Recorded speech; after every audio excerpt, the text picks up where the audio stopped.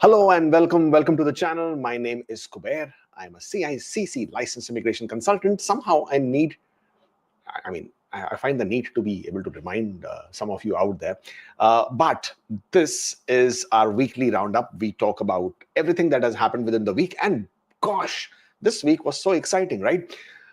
New categories finally have been announced. More details came through for the nanny program, right? I mean, I know a lot of you have been waiting for that one as well. And yeah, there were some small changes with the PNPs as well, in small ways that some of us expected, some of us don't like it, but it's there. But at the same point of time, with these new categories that have come through, I think this is the biggest news of this week. These new categories that have been announced by IRCC. Uh, so many of you ecstatic about them. Equally, so many of you absolutely furious about it.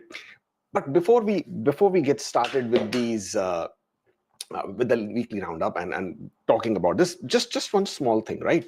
For all those people who are furious that either their knock code was not included or their knock codes have been removed, uh, expressing your annoyance, expressing your disappointment, expressing your anger, expressing your irritation, fair. Uh, are we entitled to something? Absolutely not. Permanent residence, the last time I checked, is still a privilege, not an entitlement, not a right. So therefore, that sense of entitlement has to go, number one. Number two, the whole thing, and this has happened more to do with the inclusion of cooks and insurance agents, versus having removed all the technology knock codes in IT STEM from the STEM category, right? So this is where the biggest debate that has come through. And yes, we are going to go into the categories more in detail, but I just want to take this moment and just tell you guys that can we have, or rather, can we start showing more mutual respect, right? There's no point of coming out on the internet, on the forums, on the groups, on any platform and trying to demean or express your sentiment as if the other occupations are less than yours. Just because you're a software developer, software engineer, data scientist, artificial intelligence, a machine learning specialist, or whatever that might be, does not mean that you are the only ones who should be given a chance, and that if you are a cook, if you're an insurance agent, if you're an early childhood educator or assistant, then you mean less and you should not have that chance. I'm not going to get into the debate of which occupation is more important, which is not. At the end of the day, the whole fundamental premises of these category-based draws has to do with the market priorities, the labor market priorities, right? So whatever is more in demand, whatever is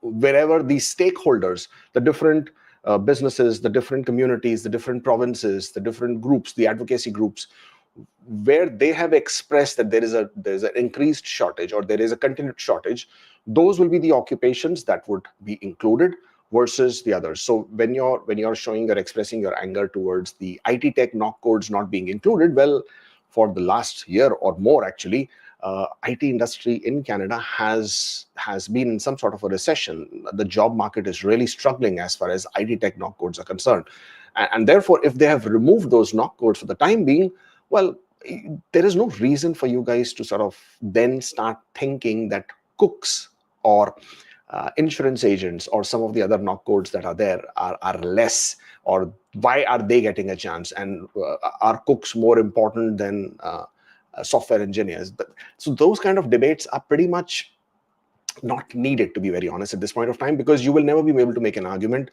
because at the end of the day, IRCC has made a decision, the categories are out, and they will conduct the draw. So whether you like it, whether you don't like it, this is going to go this way.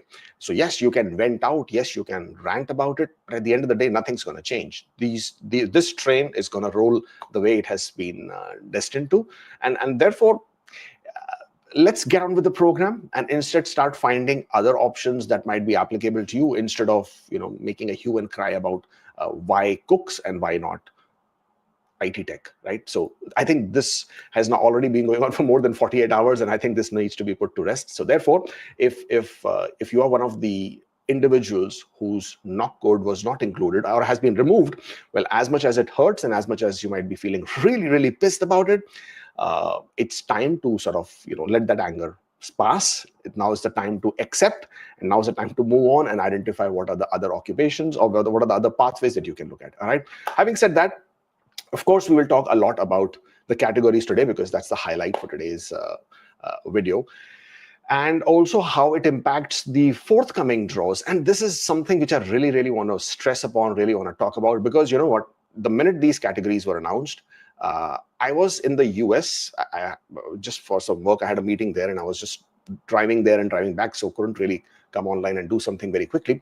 But when I came back in the evening and I saw Instagram and again TikTok, because a lot of people keep forwarding a lot of TikTok videos, it's unbelievable how much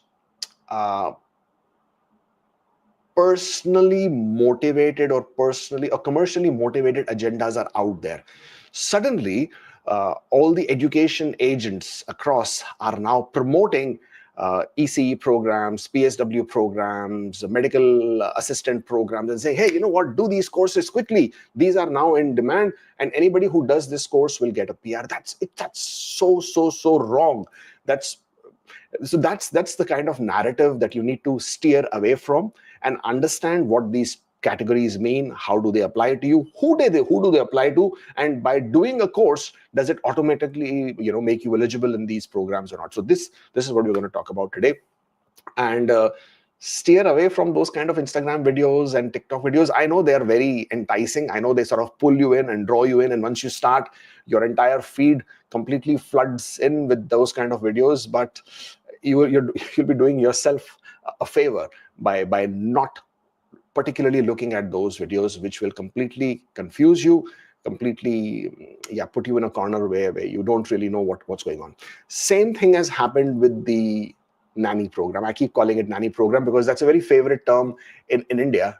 Everybody calls it a nanny program. Actually, it's not really only a nanny program, but it's being referred to as a home care workers pilot. That's the new name. IRCC keeps coming up with these new acronyms, keeps coming up with these new nomenclatures for these programs. So these home care worker pilot, again, the more details were made available this week. And again, that also created a lot of nuisance value more than real value in terms of what would be included. So we'll talk about that as well, right? So let's get started, I guess. So that's what we should do. We're going to start with the Canadian Immigration Weekly Roundup, and during the course of this, we will talk a lot about the categories as well. And so topics of discussion today: express entry, PNPs and updates, other news, Q&A. So please, I know I can already see a lot of you posting your questions.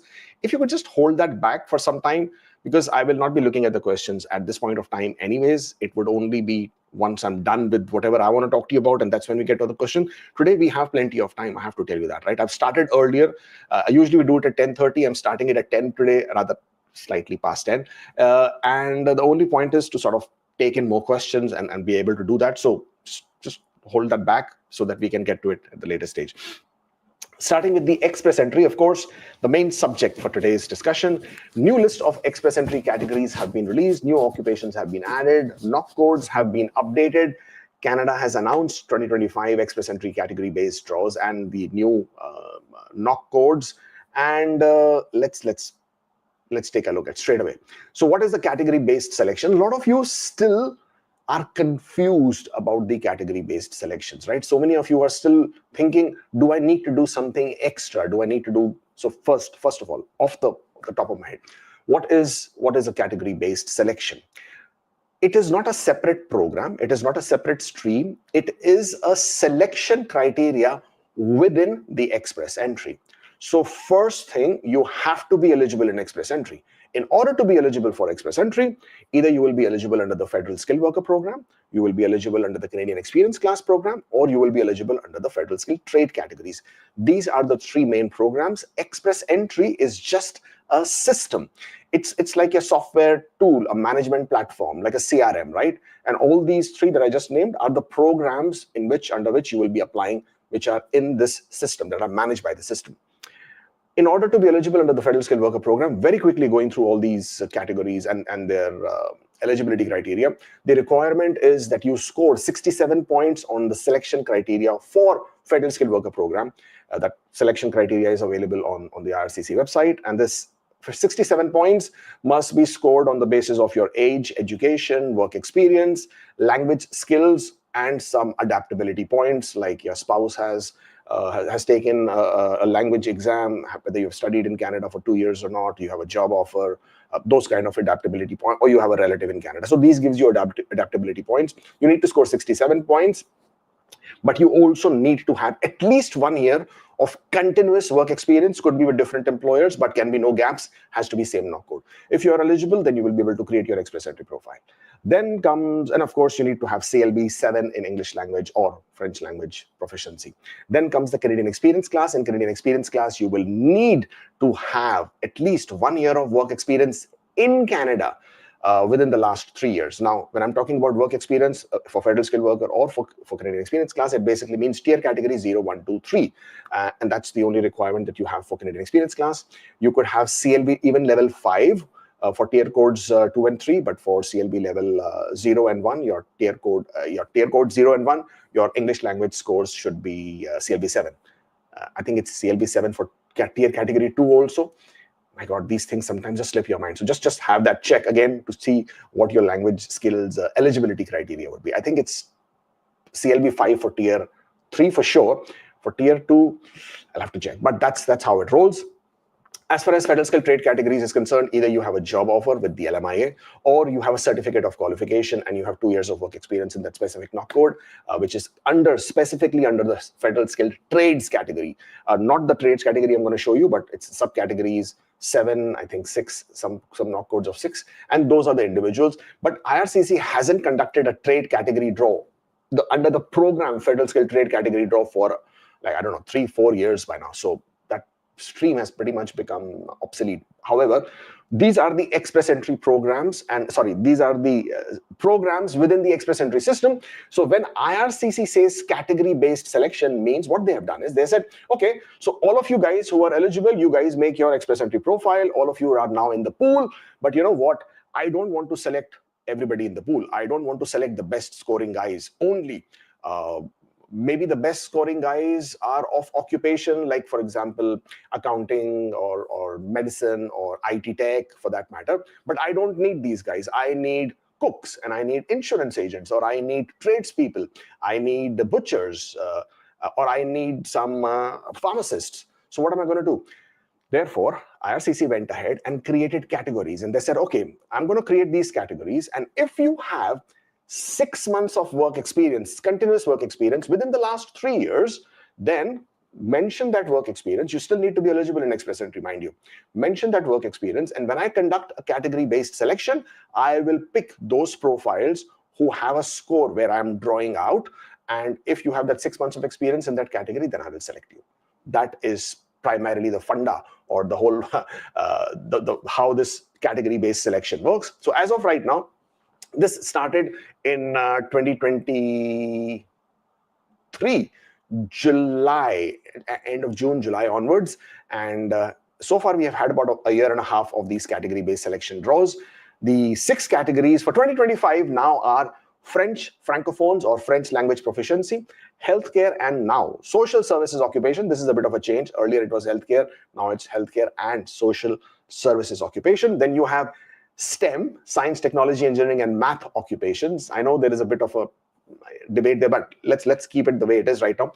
Then you have the trade occupations. Then you have the agriculture and agri-food occupations. And then finally, making an entry this year in 2025, are the education occupations. Going to talk about that in details, but these are the 6 broad categories. Now, under each of the 6 broad categories, You then have specific knock codes. If you have work experience of 6 months at least, and this work experience could be outside Canada, inside Canada, right? So when IRCC conducts its regular express entry draws, they are selecting only Canadian experience class at this point of time. But if you're a federal skilled worker, means you're outside Canada, you don't have any Canadian experience, but you have 6 months, at least 6 months of work experience in any of these priority occupations, while also being eligible in express entry, then you may have a good shot at one of these category draws. That's how this plays. So your work experience inside Canada, outside Canada, all of it is acceptable. And because inside Canada, outside Canada work experience is acceptable, therefore there is no requirement for any licensing as far as the Canadian requirements are concerned, which I find very odd, because if you are fulfilling the labor market shortage, and these people don't have a license, so when they come to Canada, they can't practice. And if they can't practice, they're not fulfilling the labor market shortage. So how in the world does it help, right? So anyways, so why am I getting onto this rant? But so you do not have for example, you're a doctor, you're a dentist, you're a pharmacist, you're outside Canada, you have the experience. Hey, but you don't have a license. Absolutely fine. You're still eligible. You can still apply through this stream. If you get invited, you complete your PR application, you come to Canada, and then start your journey of getting your license. So licensing is not required. If you're an insurance agent outside Canada, you don't need any Canadian insurance license. That's how it rolls. Let's go on with the French language proficiency. So most of you are already aware, how does the French language proficiency work? You need to score CLB or NCLC level 7 in all 4 factors: speaking, reading, writing, listening. If you do that, not only do you get up to 62 points in your express entry scores under the CRS score, but you then also become eligible under the Francophone category within the express entry. And that basically means that whenever IRCC chooses to conduct a Francophone specific draw, which they did last week, and they invited with a score of 428? Wow, that's how low. Actually, it has gone much lower, but that's how low it can go. And so if you're still on the fence thinking, should I, shouldn't I, why? What are you waiting for? Get on with it. Start learning French, right? Wait. Let's go on with this and get that Francophone. Get yourself into the Francophone category. The next one is the healthcare and social services occupation. Now, in healthcare and social services occupation, what happened was last year when this category came, it was only healthcare. There was no social service occupations. But what they have done is this time they have made some amends. They have removed some knock codes. They've added some knock codes. And again, 6 months full-time continuous, cannot have any breaks. Six months full-time continuous work experience or equivalent part-time within the last 3 years. That's what you need. It has to be in the single occupation. Your occupation has to be in the eligible knock code. Work experience gained in Canada or abroad, doesn't matter. These are the knock codes, right? Let's see these knock codes. Very quickly, you have, I'm not going to go through all of them, just going to pick up some of these. Dentists are included, dental hygienists are included, because this is where a lot of you are interested. Dietitians are included, licensed practical nurses or RNs, registered nurses also included. Then you have one very interesting one, which is the nurse aid, orderlies, patient services associates, knock code 33102. Now, this is the knock code which primarily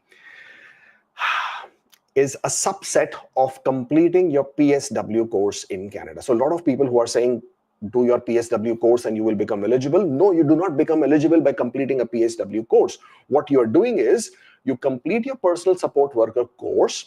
After completing your course, which is 6 months or less, and while you are in Canada as a visitor, while you are Canada studying your regular program, while you are in Canada, on a study permit and enrolled in a DLI, or while you are in Canada on a work permit, closed work permit, open work permit, doesn't matter. You are eligible, you're legally allowed to study a program which is for duration of 6 months or less, right? You don't have to get another study permit. So all these programs, right, this PSW course or the massage therapist course or the medical assistant, admin assistant course, or the early childhood educator assistant, not the early childhood educator license, but early childhood educator assistant course. These are all available for 6 months or less. Lots of private colleges are offering this. They're going bonkers because obviously, they were not making any money off the international students anymore because the diploma mills were really under fire. But they have found another way of doing this, and that's how this is rolling. And if you complete this program, you don't become eligible. That's the wrong narrative that a lot of people are saying. After completing this program, you become eligible to start working, or actually it's not even eligibility, but after completing this program, you may be able to find a job within this occupation. And if you are able to find a job within this occupation, then after completing 6 months of work experience, you will become eligible. So it basically is a 1 year that is provided you find a job immediately after completing the program. And that also, some of these colleges are advertising that they would provide you with placements. So if you find such a program, if you find such a scheme, if you want to call it, then it is worth. But then also bear in mind that if you are not already in it, then it's a problematic one. Why? Because we are still at the beginning. So if you're going to now enroll in a program and then find a job and then start working, you're already 1 year down. So 1 year means 6 months of a program, 6 months of work experience means only next year, February, March, you would be ready to get into this program. Now, if one thing that we know about IRCC, if one thing that we know about Canadian immigration, nothing is permanent. Nothing, absolutely nothing is permanent. Everything is subject to change. Kal ho na ho, right? What's there today might not be available tomorrow. That might not be applicable to you tomorrow. Things can change overnight. So please, before you spend money, be very aware of these things so always have a backup plan, always have another pathway ready in your head if you're looking to do that. Also, when you do a personal support worker program, and this is one which is really being sold like crazy, and I know of tons and tons of international students who became workers because they had a work permit, their work permits were expiring and they did not know what to do, and they're going out to all these agents and consultants and they're all saying, okay, do your PSW course, I will sell you PSW course very cheap, take this course, because obviously we get commissions, right? So we sell you that course, and then whether you get the job, you don't get the job, promises are made but promises are not fulfilled. And after that, your work experience that you are gaining is of a home support worker, not that of an assistant nurse. Now, this is where the fraud and this is where the fixing and the fitting comes into play, right? You're going to tell your employer, can you give me the letter which will actually be for assistant nurse? But you know what? I was working as a home support worker. The employer, if whatever, will give that document to you, and then you forget that the institution that you're working for is actually a provider of home care services and not that of nursing services. So when you take that document and go to IRC, and I've seen examples, and when you take this document and then you submit your application, then IRCC sends you either a refusal or a PFL saying, hey, you know what? You have claimed work experience as a nurse, assistant nurse or nurse orderly, but your work experience is not really that of assistant nurse. Your work experience is of a support worker because you were not even working for a medical center or a medical institution where you would have an assistant nurse or a nurse that you were reporting to or a nurse under whose direction you were working. So how is it that as a caregiver, you have shown yourself as an assistant nurse? So a lot of people are getting into trouble for that. So please be aware when you get into these things. Don't become sheep, right? Just don't follow blindly. Just because an agent consultant is telling you, do a PSW course and you will become assistant nurse. No, figure out how it's going to work out. Figure out where you're going to get a job. Are you getting a job as a personal support worker or an assistant nurse? Do not try to fake your work experience. Do not try to mess with that. It is creating problems. This is IRCC version 3, and I've explained that to you. IRCC is extremely, it's one of their Asur avatar, if you know what Asur means. It's like their, somebody please comment with the translation. Asur avatar, right?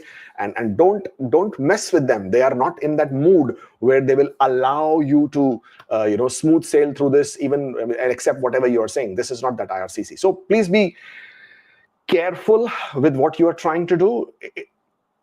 Yes, you have a pathway. Yes, you have taken the chance. But if you are educated about it, if you are aware about it, if you're smart about it, you can make it lead to your dream of making Canada your permanent residence home, versus you fumbling with trying to take those shortcuts and those short solutions, or those solutions which are being sold and packaged but not very well implemented and then or executed, and then you will realize that you are now fallen on the other side of things and you're not going to work out. So that's the healthcare.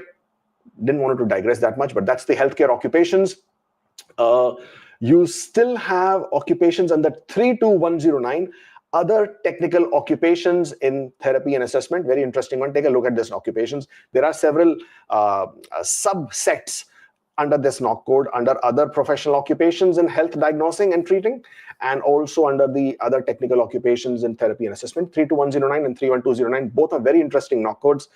There might be some jobs there that you can perform without really. Should we get into this? Should we get into this? Yeah, why not, right? Let me see if I can first open. Give me a moment.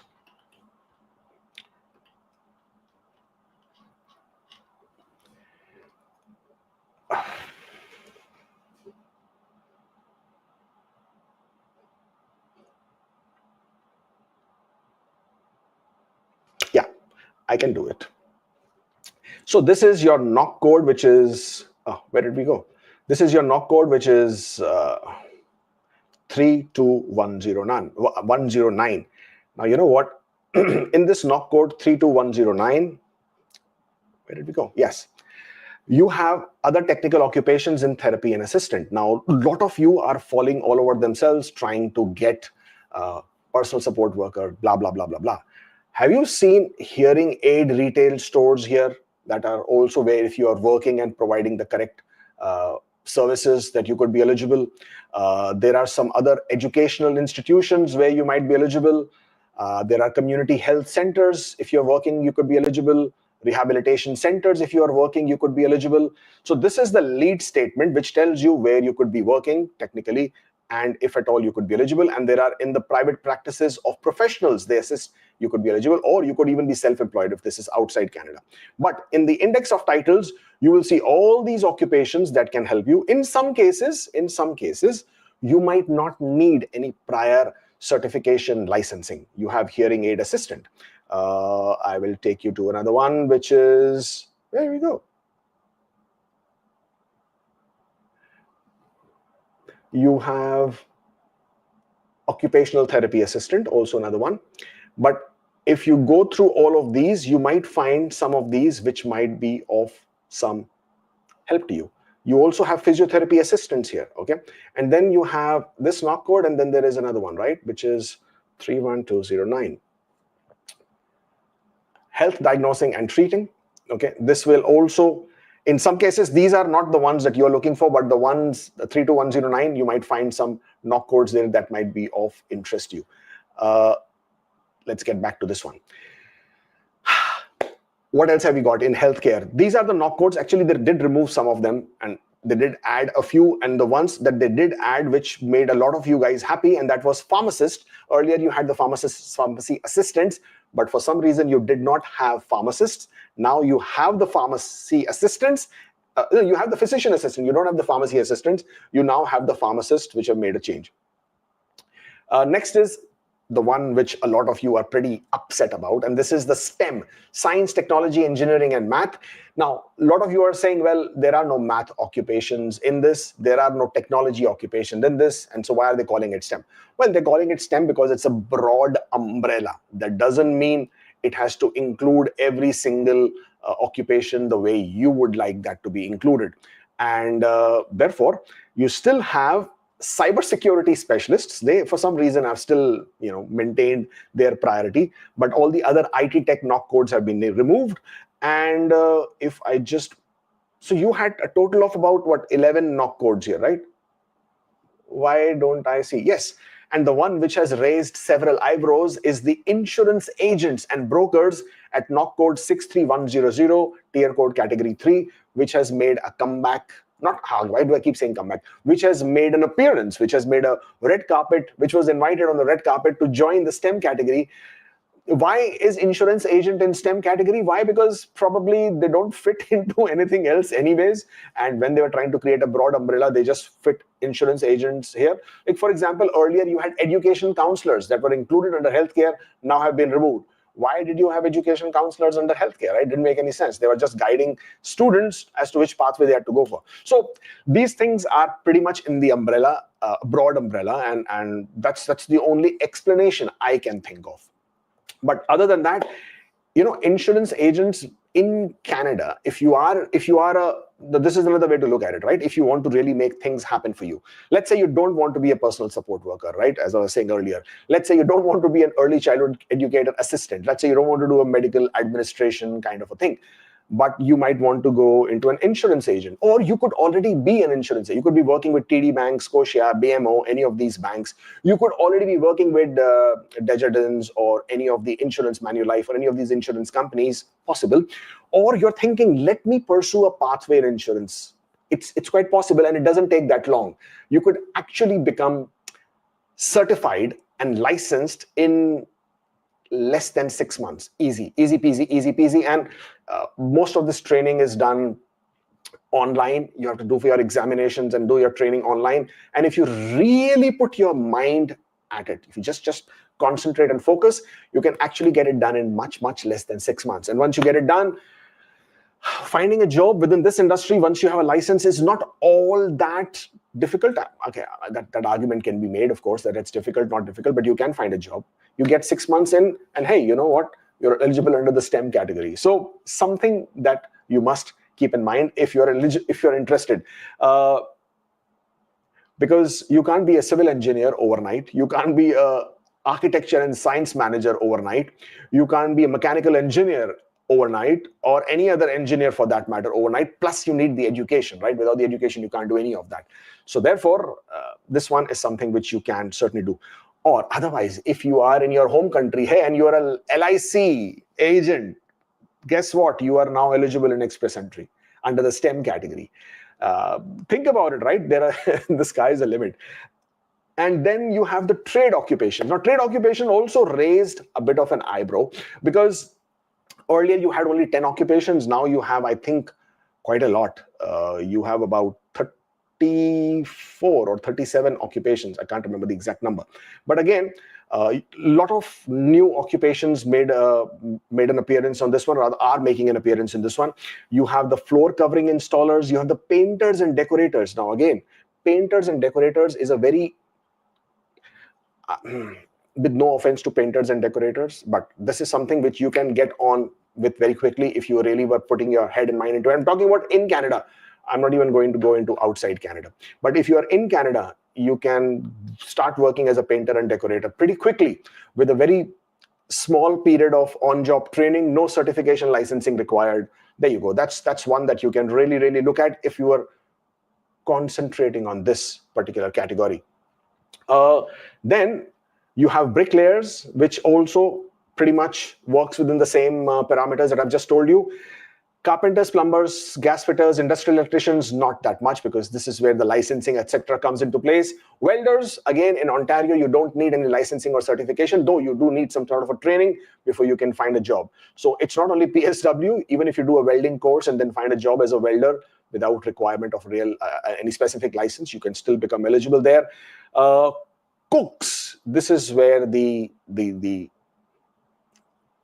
is where it started getting, right? So all of these guys who were saying, hey, cooks are more important than a software engineer or a software developer.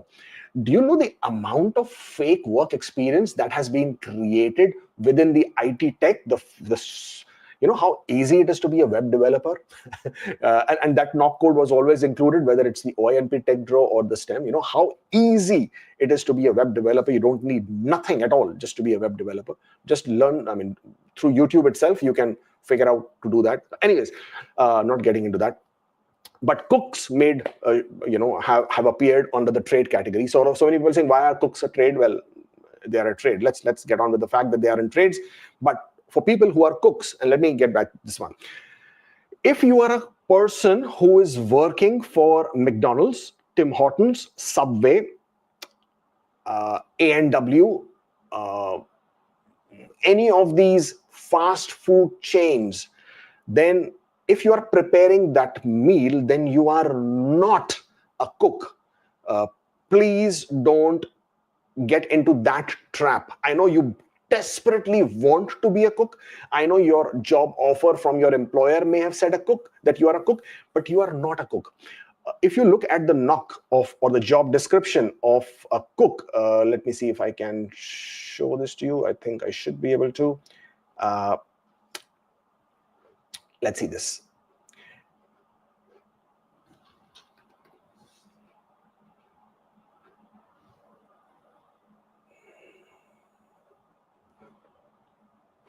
So if I share here, this is the job description of cook, right? Now, as we go in, it says prepare and cook wide variety of foods, and they're employed in restaurants, hotels, hospitals, other healthcare institutions, central food commissaries, etc., etc.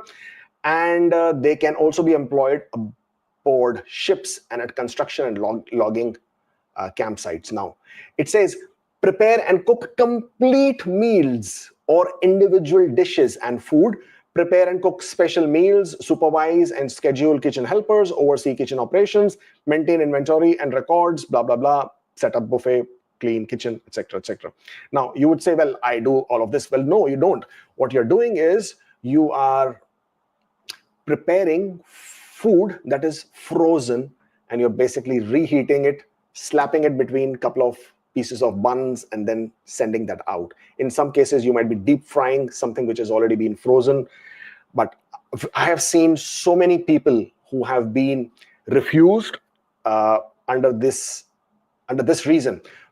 Tim Hortons, one of the classic examples. A lot of people who are working behind the counters and preparing these, and they are assigning themselves as cook.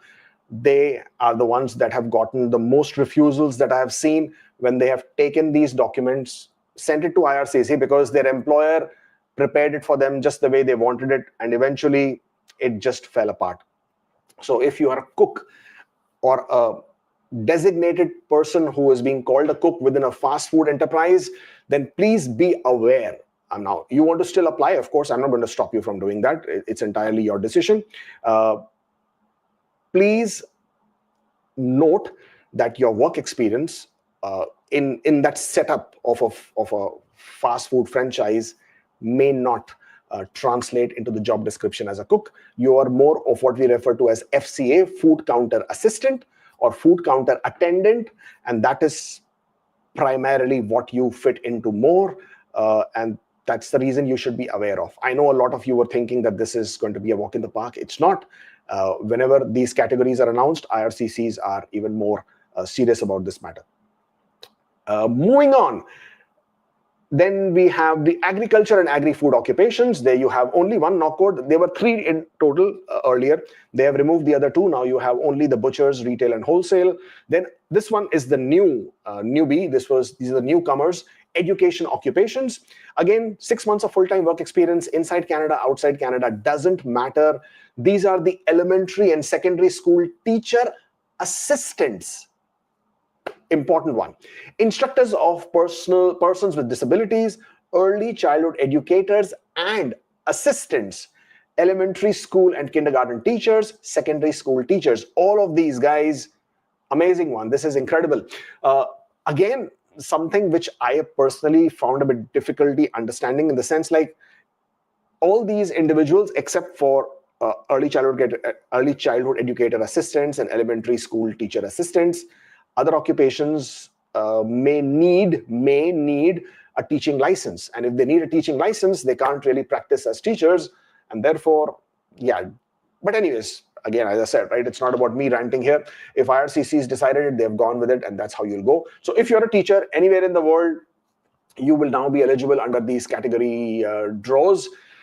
But you would be competing with the Canadian counterparts. Now, in Canada, there are early childhood educator licensing has been very popular. And the reason why that has been popular, especially because of the British Columbia ECE draw. So British Columbia in the PNP program used to have an early childhood educator stream. They had a separate stream altogether. The score used to be really, really low. And the score was in the range of, I think, 60s, 65, 62 when they started. And it continued for a very long time, which prompted lots and lots and lots of people within BC and elsewhere to start pursuing early childhood educator courses so that they can then gain the work experience, get a job offer, and then become eligible in the early childhood educator draw in BC.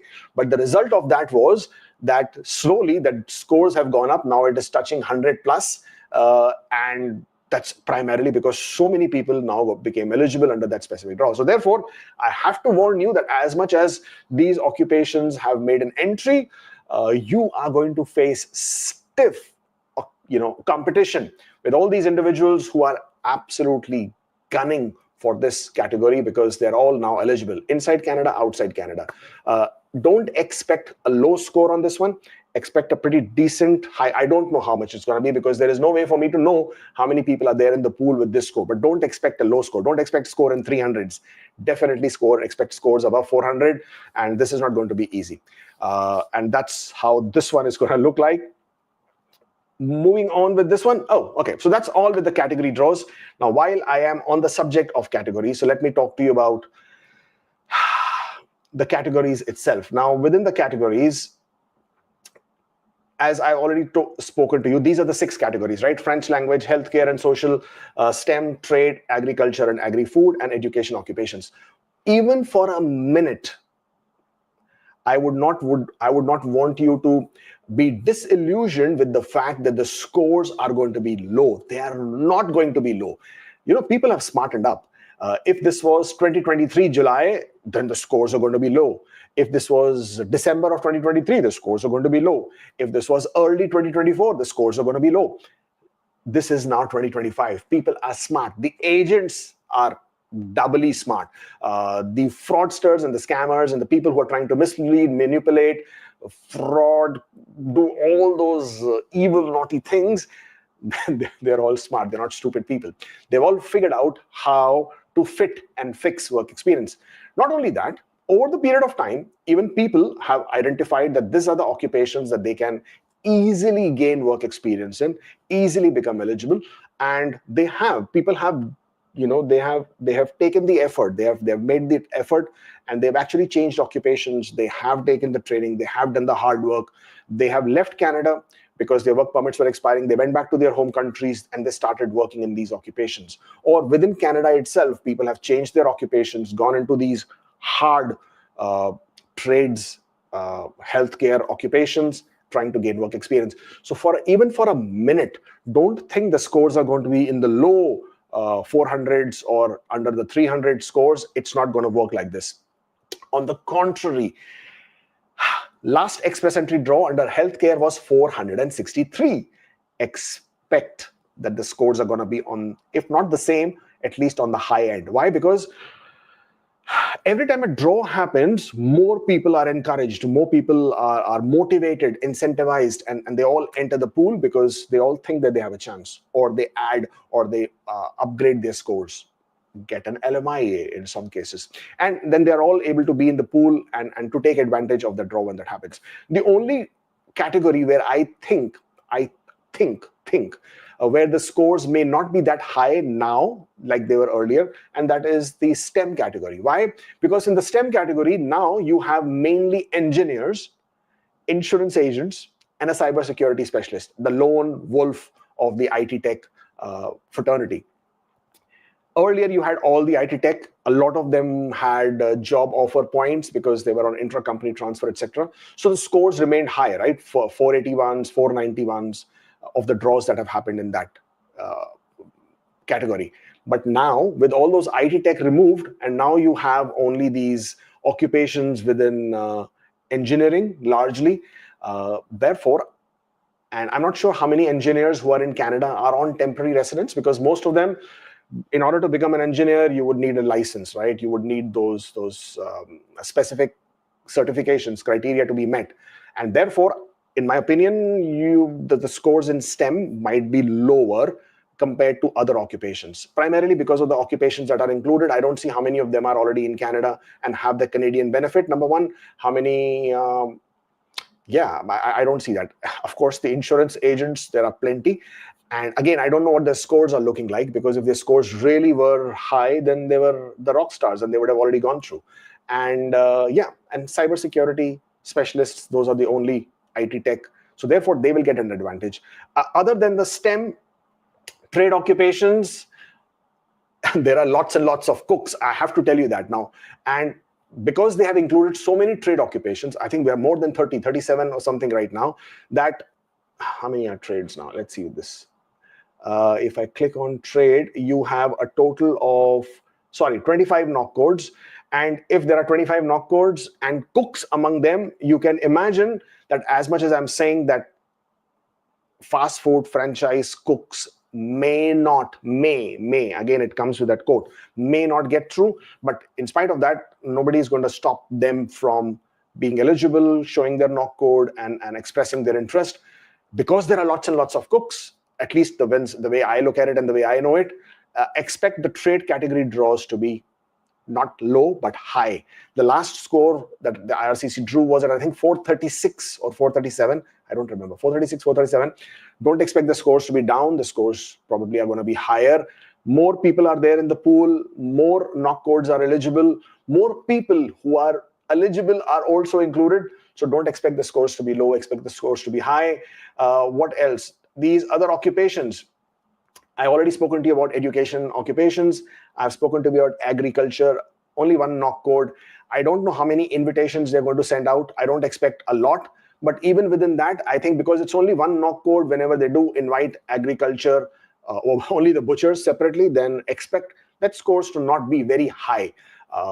Again, butchery and meat cutters, totally different. Meat cutters are not even eligible. Butchers eligible. And if you are a butcher, then you have a pretty decent chance of getting through with this one. That's it, right? Healthcare and social services occupations, there are now 37 occupations which are now eligible. Again, because earlier pharmacists were not included, now they are. And trust me, there are plenty of pharmacists out there who are rejoicing on this one. And I expect these scores to, if not drop, at least stay on the higher side of 463, probably a bit more as well. That's it. These are the categories. And if you are thinking of express entry and that is your pathway with the category draws, then don't just sort of think, okay, I'm done, the draws will come and I will get invited. It's not going to happen. From your side, you have to max out your English language scores. You have to. I mean, even for a minute, if there is money to be invested or time to be spent or efforts to be put in, then that has to be with your language proficiency scores. The harder you work, the better the scores, the better your chances are. Because everything else is pretty much restricted. You can't do anything with your age. You can't do much with education, as in you're not going to get a degree or a certificate overnight. You're not going to increase your work experience by a year overnight. But what you can do, which is within your control, within the efforts that you can straight away put and get a result out of, is your language proficiency score. So the harder you work with that, the better it is. And that is something which you should bear in mind and absolutely work with. Getting back to our PNP draws, Prince Edward Island conducted a draw on the 20th of February, invited 87 people. By now, you already know that PNP is not the best in terms of the number of invitations will be less. The scores are going to be high. Manitoba also invited 41 people on the 20th of February. PNP updates, we have some of them. Quebec announces caps on the international student applications. 26th of February, they have announced the caps and they have broken down their caps. They will be accepting a total of 124,760, of which universities get 63,000, colleges get 29,000, and vocational training institutions get 32,000. Prince Edward Island has put limits on the Atlantic immigration program to only 3 sectors. So they will accept occupations under healthcare, construction, and manufacturing. These are the only 3 sectors that they will accept for AIP. Everybody else who was camping in PEI thinking they would have a chance through AIP because they would be included, whether they were food services, admin assistants, bookkeepers, retail. Well, unfortunately, the PEI has pretty much made it very clear that they will take only 3 industry occupations. Newfoundland and Labrador has made changes in its intake, and its provincial immigration pathways. They are now doing an expression of interest. No, earlier it was first come, first serve. If you're eligible, you make an application, you submit. Now it is primarily to do with the expression of interest, which makes sense. They want to obviously choose the best, since the demand and supply is not balanced out, or it's not matching. So more expressions of interest, more people, creating their profile, scores are going to go higher as well.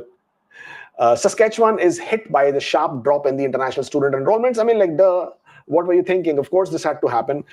You have restricted the international students across. So obviously, all the colleges and universities are feeling the pain for that.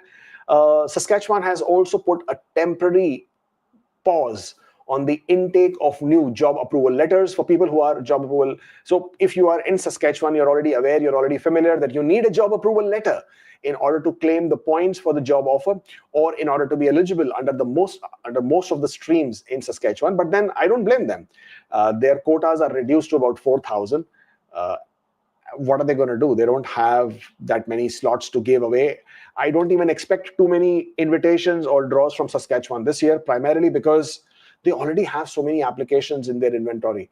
And how are they going to process all of them?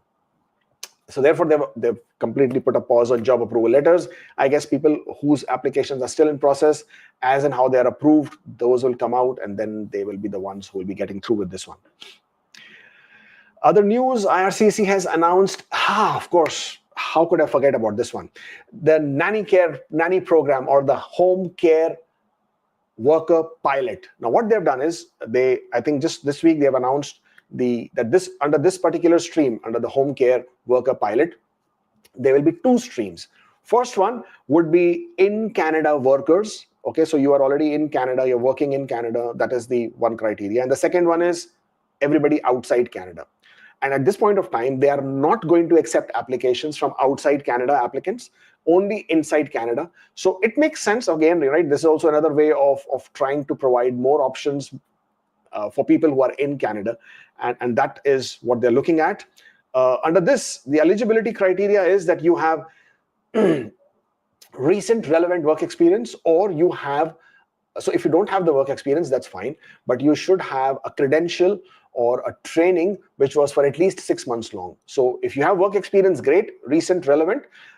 They didn't say 6 months. I think my presentation here is incorrect. They haven't specified how long or the duration of the work experience. That work experience may have been gained outside Canada, that's fine. Work experience could be inside Canada, outside Canada, doesn't matter. So either you have a recent work experience, relevant work experience. So relevant basically means if you're going to be applying for a job as a child caregiver, then you should have work experience taking care of children. If you're going to be applying for a job of a home support worker or a caregiver for the elderly, then you should have work experience of taking care of the elderly. Or if you don't have the work experience, then you should have completed a training for that period of time, or at least a 6 months period of time that would enable you or qualify you to provide these services. The language proficiency is only CLB level 4 in English or French. You must have a job offer. Now, earlier when they had made the announcement, they said it has to be from the private household, but they have made that change now. And they said that you must have a job offer from a private household or from a home care organization that hires full-time workers. There are lots and lots of institutions that hire home caregivers. So, remember we were talking about PSW. So if you have completed PSW, you also get placed in one of the residential caregiver agency or a home care provider. And if you have a full-time job offer from this agency, then you would be eligible. Or if you have a job offer, full-time job offer from a private household, right? A private family where they need to take care of somebody who's an elderly or who's really sick or who's injured in the house, and that person needs to be taken care of, or have a young child who needs to be taken care of because the parents are at work or something of that sort, then in both those situations, that private household can also give you a job offer, and that also is eligible. And the education requirement is that you need an equivalent, means if you have completed high school diploma or you have completed your high school in India, then you need a VES to give you the equivalency of a high school diploma, Canadian high school diploma. And that is the bare minimum requirement. Bear in mind, this program launches on 31st of March. And when it does, this is going to be fastest fingers first. If you're eligible, if you're qualified, if you're able to submit your application on time, then you would be through. If not, then you probably will have to wait for 1 more year before this program opens, because that's how they roll. Usually it used to open always in January. This time, because they've made a new changes, because no longer is there a requirement for you to first get a work permit, come to Canada, gain work experience, then you apply, which was earlier the case. Now you simply land in Canada if you're coming from outside Canada, or if you're already in Canada, then once they have approved your application, you become a PR instantly. And yeah, and whether you like it or not, your relatives are also qualified, and a lot of people are selling this as a relative PR scheme. It's not a relative PR scheme. It's not your sibling PR scheme. It's not a sponsorship of your siblings. It is a specific category. However, if your siblings, if your relatives, if your friends are eligible, then yes, you as a private household can extend a job offer to them. And if through all the verification and assessment, if the application is approved, then this person will become a permanent resident on approval. These are the program streams. As we were talking, applicants are not working in, there are two streams, as I was explaining. One is inside Canada and outside Canada. And yeah, several advantages. Of course, you become permanent residents on approval. There are simplified requirements. There are hardly any requirements. And if you cannot get through with this kind of a stream, I have absolutely no idea what you can actually get through. Well, the next one is Northwest Territories nominee program reopens with limited slots. They will start accepting applications effective day before yesterday until 6th of March. So this is 1 week. They will accept a total of 690 new applications under their quota of 2025 of total of 150 applications. IRCC's backlog of processing continues to shrink, thankfully, but it's still a lot. They have 839,900 applications with 58% within standards, which basically means there are 42% applications which are outside the service standards, means they are delayed. Same thing with temporary resident permits. They are temporary residence applications. Out of the 493,700 that they have in the backlog, 51% are processed within the timelines, and the remaining 49% are outside their processing timelines. So they're all in the backlog. If you have still struggling for pathways, if you're still thinking, what should I do? And if you're in Canada on a work permit, which is fast reaching its expiry, then please do explore the RCIP program, Rural Community Immigration Pilot Program. These are the 14 communities: Pictou County in Nova Scotia, Sault Ste. Marie in Ontario, Brandon in Manitoba, North Okanagan in British Columbia, North Bay, Ontario, Thunder Bay, Ontario, Moose Jaw, Saskatchewan, Peace Lard in BC, Sudbury, Ontario, Steinbach, Manitoba, Clarsholm in Alberta, Timmins in Ontario, Altona, Manitoba, West Kootenay in British Columbia. All these communities have been included, have been approved, are designated. Keep an eye on their websites. They will be reopening, I think, very soon, within a week to 2 weeks, hopefully. And when they do, what you need is a job offer from a designated employer in that community. Follow the community's criteria and conditions. Make an application for endorsement. It's a new stream as of right now. So the endorsements will get processed hopefully very quickly, because they will be able to process them very quickly because this is a new stream. And try and get in there as early as possible so that you can take advantage of these streams. And if you can, then you will be able to apply for permanent residence after you get the endorsement. The processing time for the permanent residence applications under the RCIPs or earlier RNIP is also quite fast. They can actually get processed in as less as 6 months, going up to 1 to 1.5 years at most. So not a bad stream to get into. Connect with us on social media platforms: Instagram, Facebook, Twitter, YouTube, TikTok as well. We are all over the place, right? We love to be on the social media. I love social media. I think it's such a great platforms to get in touch with you. So, and if you're here today, there are about 2,200 people at this point of time who are in some or the other way watching, whether you're in Instagram, YouTube, LinkedIn, Twitter. We are transmitting, broadcasting in all those platforms. Give us a like, because it goes out to more people with more engagement. Of course, if you're on the platforms, then do give us a follow as well. Then you will be able to get notifications as and when we do send out these broadcast requests or broadcast information. By that, we are going to get into the questions in a moment. My name is Kubeir. I'm a CICC licensed immigration consultant, and by that, we are also running a full-fledged, full-service immigration company. Company's name is Ask Kubeir Immigration, in case you didn't know that. And if you wish to book an appointment with me one-on-one to discuss your queries, your concerns in person or one-on-one, then this is the link. This is the link. Use this link to make an appointment. It will be much better to understand. And if you want to avail us or want to hire us as your authorized representative for your applications, then this is the email. Drop us an email. Let us know what you want from us, and we'll be able to help you. We have become somewhat of a PFL expert now. We have a big team who handles the inadmissibilities, refugee claims, family sponsorships, all types, humanitarian and compassionate grounds applications. Of course, another section which handles the study permits, the temporary residence applications, the work permits, the postgraduate work permits, the LMIA applications, express entry, of course, all over the place. PNPs, all PNPs, we are licensed separately in Saskatchewan as well. So we do offer gamut of services and all of that. And we are already taking applications for the home support care, home care worker pilots as well, because that's going to be a limited spots.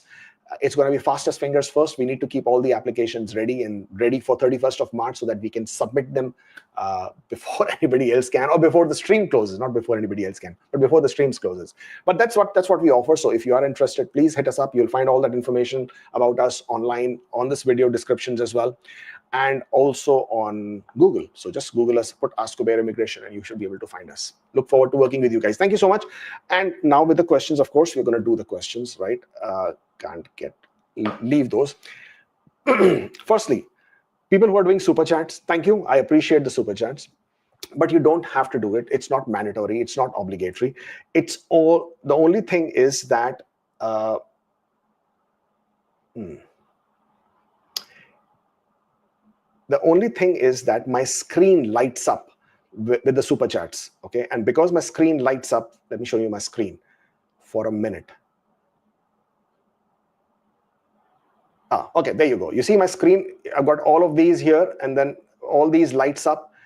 And what happens is, because they light up, I somehow tend to want to get those cleared, and that's the reason you see more of the super chats being answered. But please, there is no obligation. Please don't do that. Also, you must understand, just because you are availing a super chat doesn't mean I will definitely answer that question. If I don't have time, I will not, number one. Number two, this is not legal advice. You and I, we are not establishing a client-consultant relationship. None of it is legal advice. It's purely sharing of information. Please do not take any action based on that. And if you do, and if something goes wrong, then I am not liable. I am not responsible. I have to make this very, very clear. If you really want to discuss something in detail and understand where we can consider that as a legal advice, then please do book a consultation. Having said that, let's get on with the questions. So many of them. So we have decent amount of time, and I will try and do as many questions as I can. Just give me one moment till I get to this. Hold on.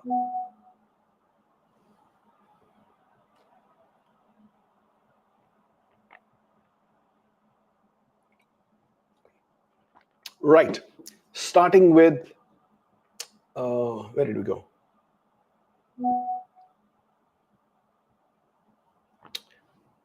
I can't see any questions.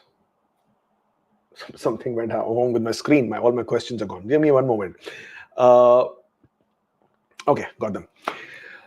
Worked as cook, food services supervisor, knock code 62020, but duties only also match 63200. Work permit expired. Now on visitor record, can change knock. What can I say? I explained about this. If your knock code is overlapping too, means you are definitely not a cook. Can you change a knock code? Of course, everybody has the right to change the knock code. You should be ready to explain. But work experience within these fast food franchises, as I just explained in detail, may not fit through the requirements of what that knock code is all about. And IRCC can always, should you do it? It's entirely up to you. Can you take a chance? Of course, it's entirely up to you. Can you change the knock code? Technically, yes, you can, as long as you can explain to IRCC why you're changing a knock code. Another question, work experience as a line cook in Dairy Queen, McDonald's, A&W comes under 63200. or it falls under food and beverage servers? Again, the same question and same thing I was just clarifying earlier. In these kind of fast food franchises, the job of a cook, the job description of a cook is pretty much standard. You're not preparing a complete meal. In most cases, you are either just frying a frozen item or you're heating something, putting it together and presenting it. That's more in terms of the job occupation or the job description of a food counter attendant or a food and beverage servers rather than a cook. So if you still wish to go ahead with this, entirely up to you. I can only let you know where that thing might not work out very well. After marriage, name changed on documents and job offer has a different name. Will it affect in PR? Do I need to mention name change in PR application? You should always, if there is a variation in your name, if you have used more than one name, you must always provide that information in your application. Provide a name change certificate if possible. Otherwise, provide a one and same person affidavit, but you must always provide. It will not make any difference. I mean, it won't matter in a negative way. Working in a Canadian financial institution as an advisor, duties, whatever, don't have insurance license. Do I qualify for STEM? If you're working as an advisor in financial institution and you are not providing insurance services or what the insurance agent job description is, then you're not that knock code, right? It's not that difficult. Go on to the knock code that you are interested in. Look at their job description. If you match substantial number of those duties, then that is your knock code. If you don't, then that probably is not your knock code. So always be aware of that aspect. If I change provinces frequently, except Quebec on an open work permit, will it affect my PR application going through express entry or trade? No, it doesn't. It absolutely doesn't matter how many times you change your addresses, how frequently you change provinces. Even if you go to Quebec, even if you're working in Quebec, that is also absolutely fine, as long as your intention is to reside outside Quebec. That's all that matters in express entry. In IRCC news release, STEM is not mentioned for category-based draws. It has mentioned health, trade, education, and French. Will there still be a STEM draw? Well, you are referring to, let's see if we can pull that up. Can we pull that up? Why can't we pull that up?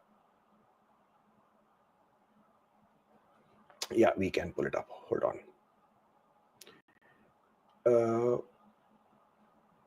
There we go. So you are referring to this particular announcement, if you want to call it. So this was the immigration levels plan, supplementary levels plan for 2025, 2027.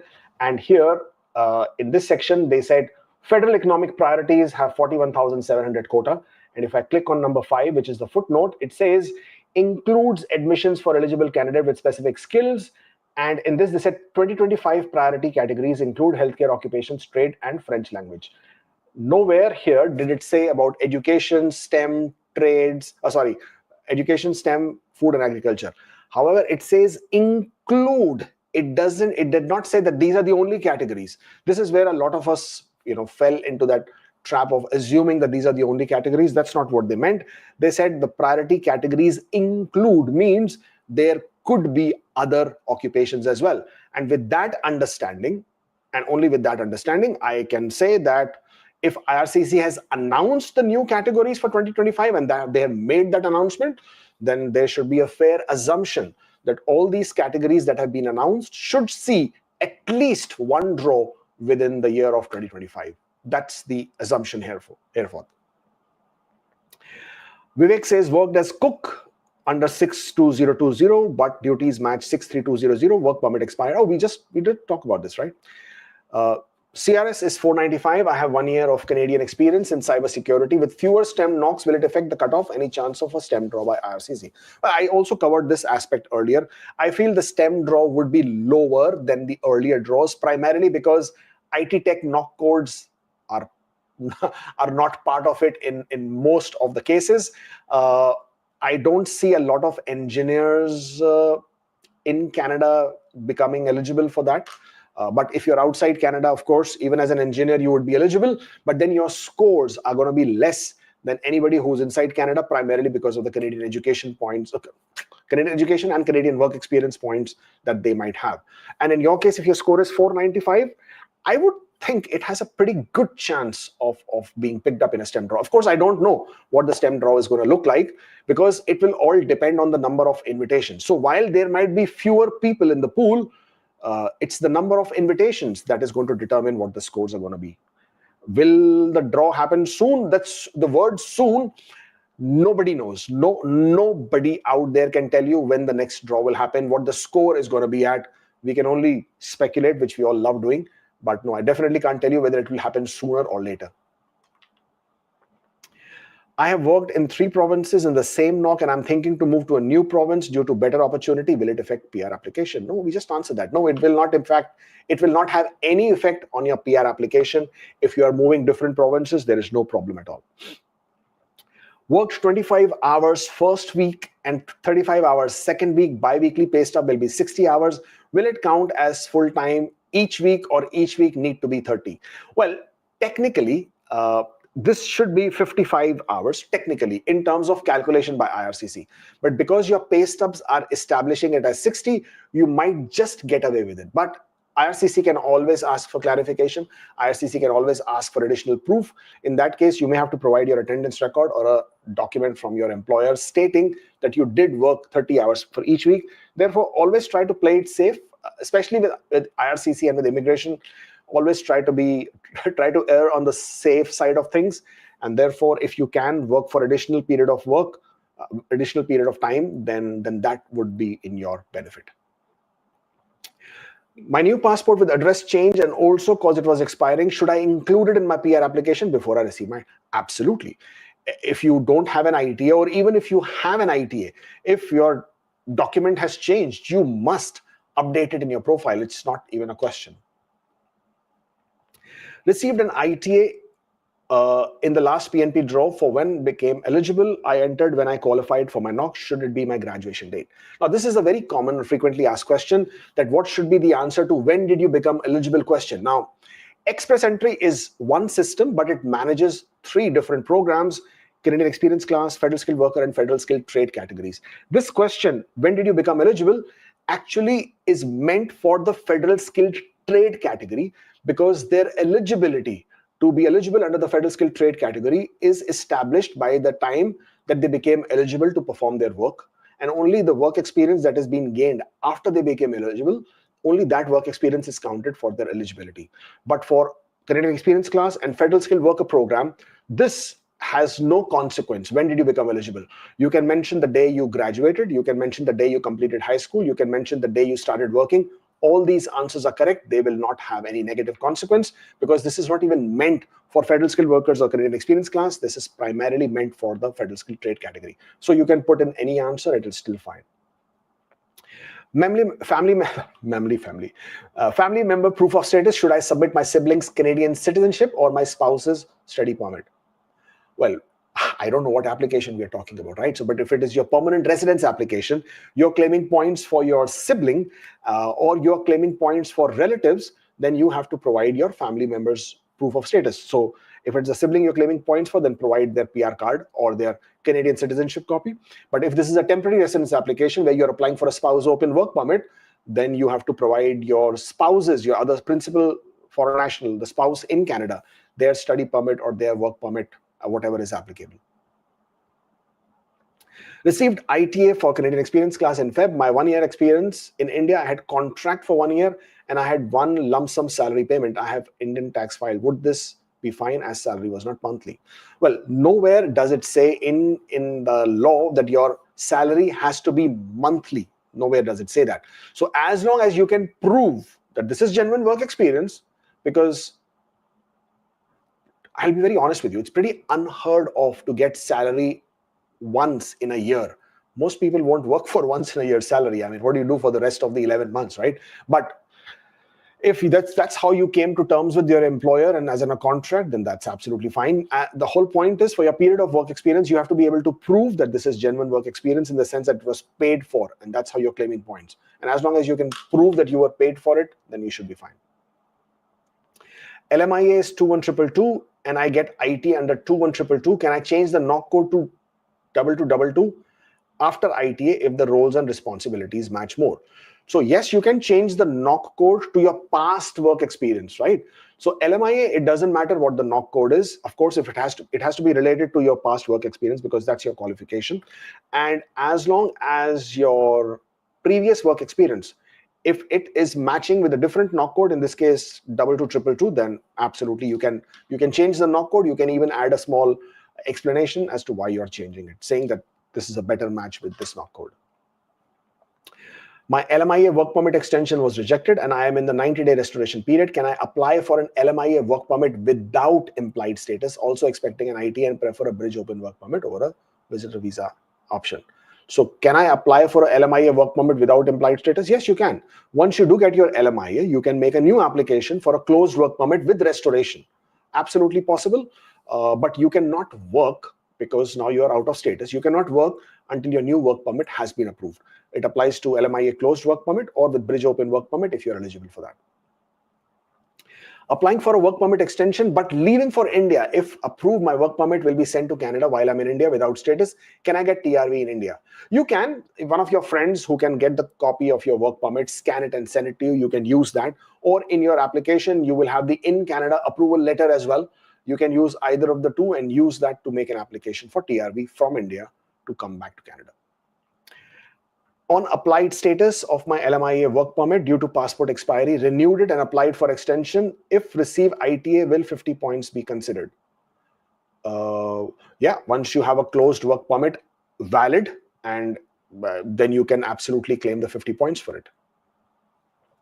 CRS is 452, working in trade, but now that the cooks are there and many more knock codes, what are your views on cutoff? Can I get an invite? I'm worried right now because many cooks are on LMIA and LMIA points are still there. Well, you're absolutely right. Many cooks are there, not only on LMIA, with LMIA, without LMIA. LMIA points are still there. I don't know when the draw is going to be conducted. But I also don't anticipate that most of the people who are cooks with LMIA, that their score is really that high. In most cases, the reason why they have an LMIA in the first place is just because they can get a work permit. Having said that, because the number of knock codes that have been included within the trades, that number has gone up, I would anticipate that the scores are going to be higher, but I can't tell you what the scores are going to look like. Will 452 be enough? I don't know. There is no way of saying that. It will depend entirely on IRCC as to the number of invitations that they will issue. And if the number of invitations are high, then you have a good chance. From your side, if there is any opportunity for you to improve your language skill scores and improve your scores, then I would certainly recommend doing that. I have bridge work permit, LMIA exempt T13 in process, but hadn't included family. Can I withdraw that and include family? Will employer need to give new employer a number? You are on a bridge open work permit, you are applying for T13. Well, you don't have to withdraw that application. You can simply make an application for your spouse's work permit as well and provide information of the application that has already been submitted. Of course, you have to provide your employment documents, and you have to provide a copy of your AOR. You have to provide a copy of your nomination letter, the T13 supporting letter, and the A230 compliance fee in there as well. The only risk here is, if your spouse's work permit gets processed first and your work permit hasn't been approved, then that work permit may get refused. So if you want to withdraw it, you can. And your employer, if you are withdrawing this application, then you can use the same A number. If not, then you might need a new one. Today, I completed 1 year in Canada on PR. I would like to thank you for helping people like me immigrate to Canada seamlessly. You're the best. Bobby, thank you so much. These messages are so endearing. I really love them. Thank you so much. And I wish you all the very, very, very best ahead. And hopefully I'll see you on somewhere one of these days. I forgot to sign and left blank in sign field in Schedule 4 form in PNP Non-Express, but did the electronic sign before submitting. Is it a problem? It will depend. If there was a requirement in any form that you have to sign physically, then that would be a condition. But if the whole application you have signed electronically, it will depend on that officer who is reviewing your R10, but you will know about this at the stage of your R10. I would recommend making a new form, signing it, and then uploading it through the web form, just in case, for that sake. My application in Ontario is in DIP stage. DIP is decision in progress. Also, if I'm invited by OINP express entry, can I apply OINP express entry while OINP is in dip phase? Well, as far as Ontario is concerned, they would like to accept only one nomination application. If you do get invited under the OINP express entry, you can request them to withdraw your nomination from the international student stream and apply under the human capital priority stream. I have CSE profile with 477, 1 year continuous experience. Do I need to change anything on the file for trade category? No, you don't need to. You only need to have a valid express entry profile. If you have a valid express entry profile, you are absolutely fine. The score is pretty good. As and when the trade draw does happen, then you should have a very good chance there. CSE bookkeeper experience 1 year, worked as FSS for 3 months. Same company promoted me as pizza cook in pizza store. Still working. Am I eligible in trade draw? If not, if no, lot of experience or certification, any issues in PR. Can you submit an application? Yes, you can. There is nothing that stops you from submitting. I already have explained that in most of these kind of fast food franchises, pizza stores, the calling yourself a pizza cook or your job as a pizza cook does not satisfy necessarily the exact requirement of the cook under the NOC code, and therefore it may not allow you to get through. But can you do it? Yes, you can. You can still claim it. Can you want to take a chance? It's entirely up to you. But from the experience that I have seen, from the different applications that I have seen in the past, and a lot of applications that have got a PFL or have been refused because their job was as a pizza cook. Tim Hortons, McDonald's, A&W, Subway, they all call themselves the cook, and they went through and IRCC didn't accept in a lot of cases. But I'm sure that some of them might have actually also gotten through, so I can't say that as well. So entirely up to you. Do you want to take a chance with this or not? Can I count the hours worked as casual research assistant for CSE? I worked under 2 supervisors and deductions were made in my paycheck for one, but CIT not deducted for the other. Well, it all depends, right? If this work experience was in Canada, and if you were on a work permit your status was that of a worker, so you had a legal valid work status, then you can count it. And if your paycheck did not make the required deductions, why didn't it make the required deductions? Was it because you were not an employee, but you were working as a contractor, as a self-employed individual? So you will need to identify that and clarify that. But as long as your relationship was as an employer-employee, then you should be fine. There shouldn't be an issue there. Cousin in Surrey tried to con me. Cousin tried to con me. That's not good. With fake job. He came to Canada illegally. How can I contact Canadian authorities directly and get him penalized or deported without involving Indian ones? Have evidence. What can I say? Well, you can contact the CBSA fraud section. If you just Google CBSA fraud reporting and IRCC fraud reporting, you will be able to see their contact details, their emails. By all means, drop them an email, send them an email, let them know the details of your case, and then let them do what is required or necessary. Worked as a dentist for 1 year, past experience as admin, got LMIA for admin.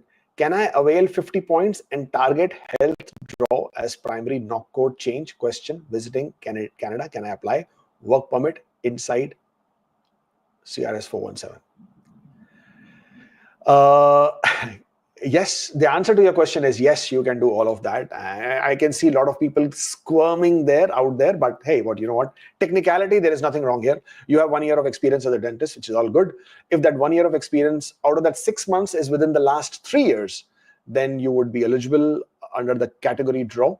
And if you have an LMIA, you get 50 points. And can you apply for a closed work permit? Yes, you can. CRS score 417, not that promising, considering the last draw was at 463 in healthcare. But can you do all of this? Technically, yes, you can. Is there a possibility of CRS points dropping to 500 below this year, especially after dropping LMI? It's a possibility, yes. I wouldn't say it's not possible. It's certainly a possibility. And it will all depend on how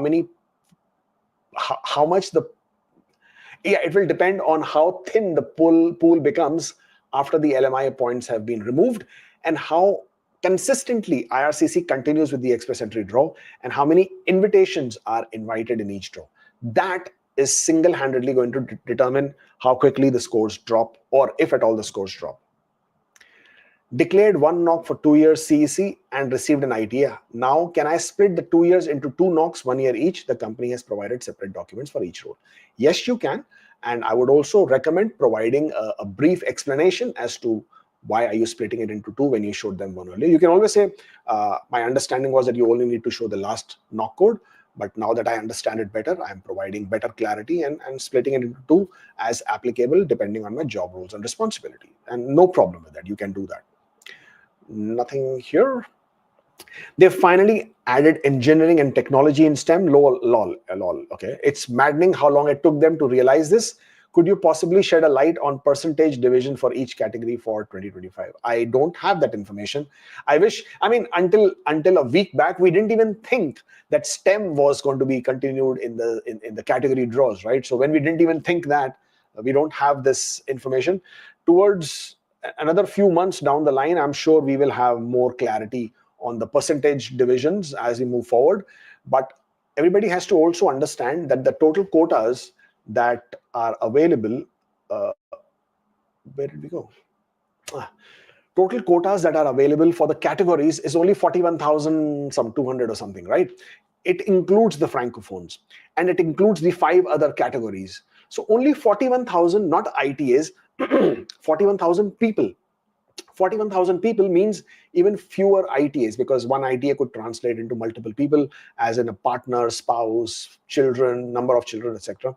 So the 41,200 people versus the number of ITAs, and then divided between 6 categories, including francophones, which takes the lion's share of categories. But then francophones are not limited only, they're only not taken from the category draw. They're also taken from the other economic pathways. So the francophone total percentage of about 29,000 people will be spread across different pathways, not only category, but categories will still form the lion's share for francophones. So if the lion's share is in the francophones and 41,200 is just the number of ITAs is even fewer, let's say 35, just for the sake of discussion. Let's say 35,000 ITAs. Out of 35,000 ITAs, I'm assuming approximately 18 to 20 goes to francophones at least. Last year it was even more than that, but let's give it a very small number. Let's say 20,000. That gives you only 15,000 remaining, and this 15,000 remaining then has to be split amongst 5 categories. Okay, butchers will not get too many invitations, right? Agri food, few hundred, not even more than that. That remains. That gives you 4 other categories. Now, the 4 other categories, STEM has only 11 knock codes, because healthcare and trades have a bulk, and then the education has only 5 knock codes, right? So I don't expect too many invitations for education. I also don't expect too many invitations for STEM. Healthcare and trade might have slightly more in the numbers, but then what will also matter is how many percent, what is the percentage division they have given to each. All of that, I guess, will come to clarity once we have our hands onto the ATIP notes, which will give us more information. But until that point of time, this is going to be everybody's wild imagination going wild for everybody, as in everybody trying to put some sort of numbers to this. Everybody will be playing a wild guessing game, but nobody will have an answer to this. And it's all going to be a roll of dice for everybody, whoever is eligible. And I wish everybody all the best. My designation is cloud architect, but my job responsibilities are of cybersecurity. Okay. Can I use the knock code? Yes, you can. Everything that matters with your knock code is always that it should match with your job roles and responsibilities. So if it is matching with your job roles and responsibilities, absolutely you can use that knock code. Any speculation when it reaches? Nope, absolutely not. It all depends on IRCC, how frequently the draws will happen. But I would say if you're at 489, to try and improve it if it's possible. I have a score of 472. Trade draw was 436. Should I be worried because of the cooks? I will not say worried or not worried because of the cooks. The scores are definitely going to be higher, but there is no way to speculate what the scores are going to be at because of the number of invitations. But 472 certainly looks good. I have foreign work experience as center head in a clinic and knock is 0311. Will this experience count under the healthcare category? Now, I don't honestly remember all the knock codes that have been included. Please take a look at the categories. Please take a look at the knock codes. If this occupation has been included and if your work experience matches with this knock code, then yes, it would count. My wife is Pharma D graduate. During her studies, she had 1 year of paid internship as clinical pharmacist. Can she add this work experience under the AEPR application? Can she add this work experience? Yes, absolutely she can. If this was paid work experience and you have documentations to establish this, then absolutely she can. Can I create an EE profile 60 days before completing 1 year of experience? Well, ideally, technically not, because it will ask you a question. Have you completed 1 year of work experience in Canada? If you're saying yes, then you're lying because you haven't really completed 1 year of work experience. Now, at 11th month, we still sort of say, yes, you can do it because the system automatically gives you points 1 month earlier and it's a known system glitch. But at the 10th month mark, even the system should not allow you to create a profile. So even if you try it, do you want to try it? Yes, you can try it. Do you want to do it? Yes, you can do it. Will the system allow it at 10th month mark if you don't really have 1 year of experience or at least the 11th month mark? Then the system itself should render your profile ineligible. Requirement of cook. I work in school cafe but don't have previous experience as a cook, but food service supervisor. Am I still eligible? Well, I mean, if your experience is that of a cook and your job description is that of a cook, then can you claim that work experience? Yes, you can. My CRS score is 390. I'm currently working in IT. I am eligible for both CEC and FSW given that there has been no ONP draws in the past 5 months. Which PNP is best? Well, any PNP where you can find an employer who can give you a job offer and can support your application for the PNP stream in that province, that is a good province. That is how you go about it. In your case, with 390, you definitely will need PNP support. Without that, I think 390 will not help you. Maybe Alberta, that they have a good accelerated tech pathway. British Columbia has a tech draw where CRS score will not matter, but your job offer from an employer will matter. Your respective scores in that province's expression of interest stream would matter. I'm on high-wage LMIA-based closed work permit. Can I get overtime and bonus from my employer? Is there any limit? Of course, you can get overtime and bonus. There is absolutely no limit. There is no problem at all. Yeah, absolutely no issues here.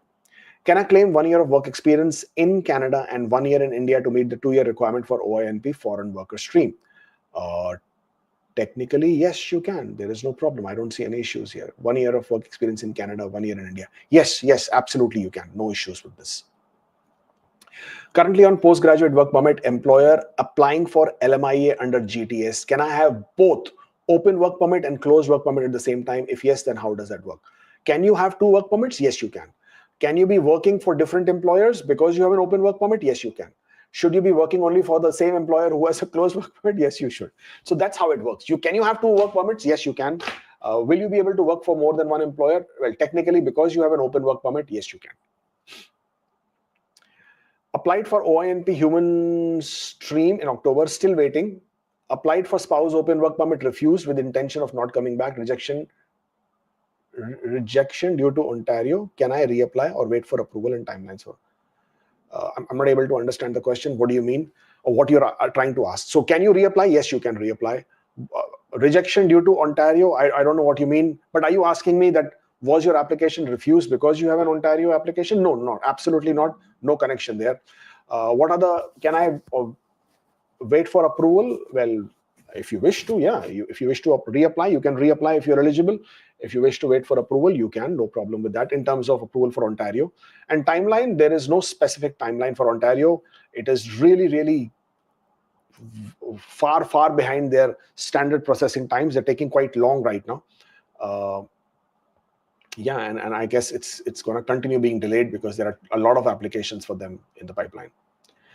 Working as civil engineering technologist in Canada, do I need any license to be able to count my work experience and be eligible under STEM? Under STEM, there is no requirement of license. But in order for you to do your job in Canada, if you're working in that particular job, there might be a licensing requirement. Please check the NOC requirement.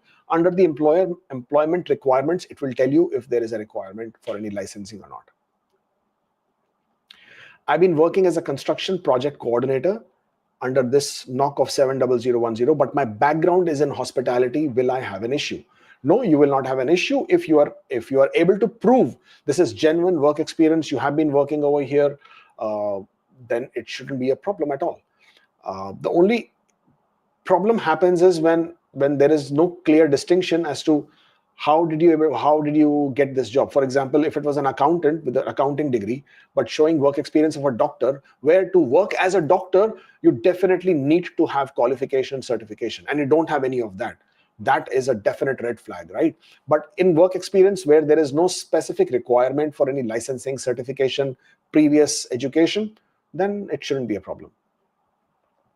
If I need to restore my status, I was closed work permit, now I want to change to visitor and on September apply for study permit. It is possible. It is possible, yes, it's not an issue.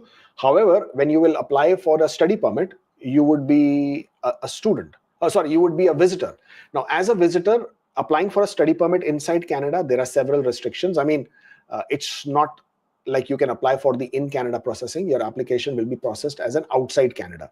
Only certain categories, only a certain very small categories of people who are as a visitor in Canada can apply for a study permit for inside Canada processing. So can you do it? Yes, you can do it. But your study permit application in most cases, because you are a visitor, will be submitted as if you are outside Canada for an outside Canada processing. Means you will have to provide everything that is required for an outside Canada processing.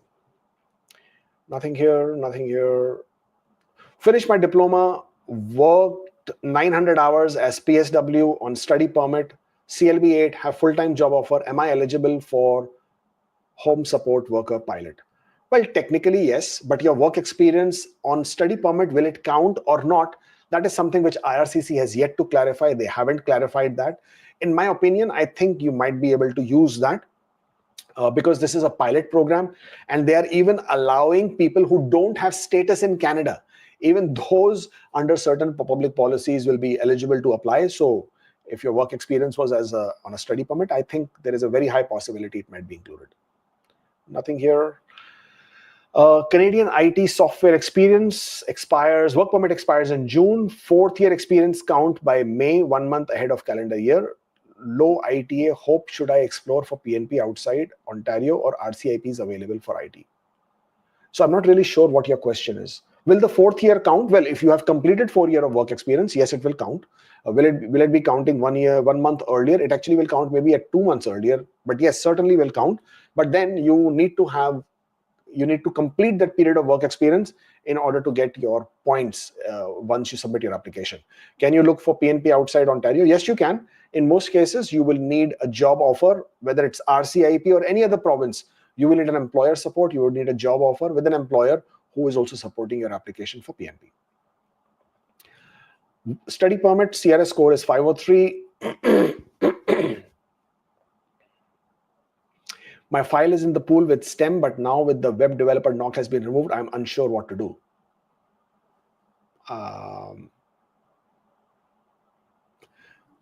You're on a study permit, but with a score of 503, that's pretty high for a person who doesn't have Canadian experience. I'm not sure how the calculation is that. But then in this case, 503 by itself is pretty positive, to be very honest, depending on when they remove the LMIA points and how quickly the scores keep plummeting down. But if you have an opportunity to apply through the PNP, that is something which you can look at. If you're on study permit, and I'm assuming that you will be eligible to apply for a postgraduate work permit, then getting work experience or gaining work experience on a postgraduate work permit will help. That would add extra points for you. And then, yeah, PNP options is something to be looked at as well. Nothing here. I studied in IT, but can I secure PR by being a cannabis store manager supervisor? Well, yes, you can. You claim that points. Yes, if you get a job there and you work there, you can claim those points. Yes. PNP Outland received FD on 17th November Not received RFV, PPR, any idea how long? No, there is no specific timeline. You're asking me that you have a final decision indicator, but you haven't received a passport request. It is taking time. They may have made a final decision, but they are generating passport requests only in batches. And yeah, it can take a bit of time. So yeah, don't worry about it. It will come through soon. Wanted to know more details on Cook Trade program? Well, IRCC website is the way to go. That will give you more details. I can't apply for PCC as I'm out of status. Am I eligible for human, you mean the support worker program? Is PCC mandatory at the time of application? In my opinion, the PCC should be required. They may give some leeway in some cases, because they haven't really announced the whole criteria yet. You can also see what might be the other opportunities for you to apply for PCC. For example, if you're an Indian, you can apply for PCC from the district police station. So have your friend or relative go to the police station and apply for PCC on your behalf. That is also a way to do it. Otherwise, always a letter of explanation explaining why you can't provide a PCC and when you will be able to provide PCC. You can also use that. Work permit is expiring in April. Currently, my CRS is 500. Should I apply for work permit extension and get some more time or visitor record? I would go with work permit so that it gives you more time, and that also makes you eligible to apply for bridge open work permit. But if you apply for visitor record, then you are no longer eligible to apply for a bridge open work permit. Humanity, nothing here. I've completed my PSW program, got the certificate. If I find a job in PSW full time for 1 year, can I file in healthcare category? No, you can't, because you still need work experience, and not as a personal support worker, but as an assistant nurse. Personal support worker by itself is not eligible in Express Entry. So you will need job, and we will need work experience as an assistant nurse, an orderly, or a nurse aide in order to be eligible, and then complete that for at least 6 months, provided you're already eligible in Express Entry. Only then you will be eligible in a category draw. Guys, please don't do any more super chats. I just will not be able to finish all of these questions.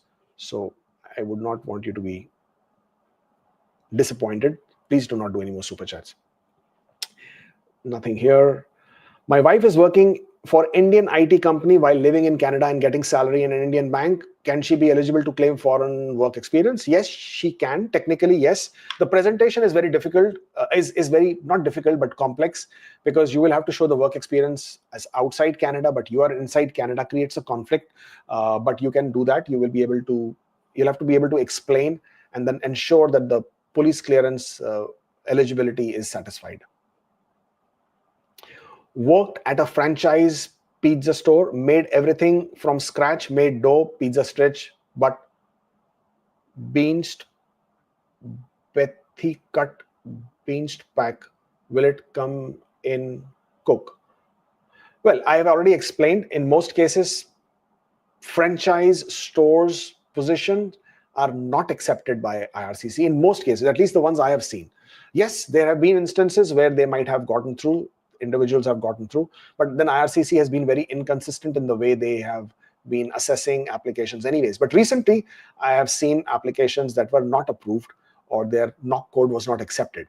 But as long as you are able to provide proof in your work experience documentation that you did everything from scratch and you have prepared the entire meal, then you may have a chance. That is something which you have to decide whether you wish to take a chance or not. Guys, please don't do super chats. I will not be able to complete, and there are just too many questions pending still. Ontario ISS, my employer, operating 12 sites all under one business name outside GTA. I work as a retail supervisor at one with 2 PRs, but there are more PR working across all sites. Am I eligible? No, you're not. The work location that you report to, that should have at least 3 employees who are PRs or citizens. It doesn't mean that you can count all. For example, if you're working for one of the banks and you're working in a branch where there is only 2 employees, can you say that all the branches in Canada have so many other permanent residents and it should be eligible? No. So it doesn't work like that. It's always about that physical location where you are reporting, and everything has to be eligible as per that number. Nothing here. 2 years Canadian experience, knock 10011. It's a global employer and no LMIA, any chances of getting picked in Ontario or EE. I can't tell you about Ontario in the sense like whether they will include this knock code or not. You will have to only keep your eyes open and get yourself updated when they conduct the draws. As far as express entry is concerned, continue to improve your scores. At this point of time, looks like a bit of a stretch, but then anything is possible. Do I need to update my PCC if I left Canada for 1.5 months and my PR application is still in progress? No, you don't. Any application which is already in progress, you don't need to provide any new PCC for that, unless asked, of course. I've already worked 1 year, 6 months with my employer. After ITA, if I change to 2-2, will it raise an eyebrow? No, it is not a problem. As long as you can justify why you are changing, you can always say, once I got my documentation from my employer and I reviewed and revised, I revisited the knock code, I realized that this is a better knock code and that's why I'm changing. Is birth certificate required for primary applicant and dependent for OINP, PNP or EE? Is there a workaround if I'm unable to travel to India? The birth certificate is not required in express entry. In some PNPs and in non-express entry, you will be required to provide a birth certificate. There are no workarounds as such. You will have to provide a not found certificate. You will have to provide alternative documents, and then it will be on the discretion of the officer to accept it. Guys, please don't do super chat. I'll keep repeating it again and again, but then eventually some of you are going to be very disappointed in the end. I worked in India for 1 year in COVID studying online in Canada College. Will it be considered as foreign experience? Yes, it will be, as long as it is valid and paid. It's not a problem. Can we show PF, RRSP, FHSA as proof of funds? I'm working with low available funds in EE application. If I input 0 under funds, then I'm not qualified for FSW. How to handle? Well, technically, the funds that you are showing should be available to you. As in, anytime you want to withdraw these funds, they should be available to you. So you can get documentation from all these individual institutions, and they should all be able to say that these funds are available to you without any restrictions, without any deductions, without any lock-in periods, and then you can use that as proof of funds. Currently, passport expiry has 5 months left. Can I apply work permit, later attach new passport? Once I get it, it takes 2 months. Yes, technically you can do it, but there is always that risk that IRCC may not take note of your new passport, approves as per the old passport expiry, and then you will have to apply for extension. I have 483. I have 1 year, 3 months experience in building maintenance. I'm working as millwright. What are my chances for PR? I cannot tell you your individual chances based on your knock code. I don't remember all the knock codes and the exact criteria based on the knock code. You can always check the PNP website, see if your knock code is included, whether it's Ontario under the skilled trade stream or under the IRCC's category-based draws. If you're eligible and qualified, then 483 seems like a good score. CRS 425 in healthcare, any chances in Ontario? Ontario will always conduct draws at 1 point less than express entry. So keep your eyes out on the express entry draw for healthcare, and then you will be able to see if you have a chance there with Ontario. Studied IT, but my first knock 2 job was sous chef. Since it's unrelated to my education, can IRCC doubt? Already got ITA with this, but now I have 3 years in IT, and can I remove it without losing points? What can I do? If you wish to remove it from your work history, yes, you can. As long as your points are unaffected, and then you can show this period of work experience in your personal history, and you can explain that I don't have documentation or whatever the situation might be, and it is unrelated to my education, therefore it is in my personal history. Only, just bear this in mind that your points should not be affected. My cousin applied for reconsideration. PR file is in progress. File number not get yet. Refusal letter mentioned to leave country. Okay, so what's the question? The PR application is not going to be impacted with your visitor record, and they don't usually reconsider visitor record applications. But your PR application is not going to be impacted. But now that you are in out of status in Canada, that you should try and think of leaving Canada so that your PR application doesn't get impacted. I got ITA in the last draw, but my 1 year of Canadian experience is completing in March. Should I reject the ITA or submit documents on March 26? You can submit documents on March 26. It's not a problem. Don't waste the ITA. NOC 514 description says degree needed. I don't have fluent in languages. What should be the date become qualified experience? Well, you don't need a degree to be eligible in an express entry. Employment requirements are not assessed as far as express entry is concerned. The date became qualified. You can choose the first day you started working. Does IRCC ask for license? No, IRCC does not ask for license. But if you're working in Canada, you should have a license. Otherwise, you can't be a license agent, insurance agent. Nothing here. I work for an organization that with the developmental difficulties, can I apply for caregiver program and express entry at the same time? Can you apply for 2 programs? Yes, you can. My work permit extension was rejected yesterday, but my Ontario is still in dip. I'm not sure what my next step should be. You should apply for a visitor record and ensure that your status is always in a valid legal situation. Otherwise, Ontario can have a problem with it because Ontario always wants you to maintain your valid legal status in Canada. I was a home care worker, but I'm out of status, so I applied for visitor record restoration, which is pending. I recently received LMI exempt. Am I still eligible for a new home care pathway? They have already mentioned that even if you're out of status, you may be eligible under some public policy.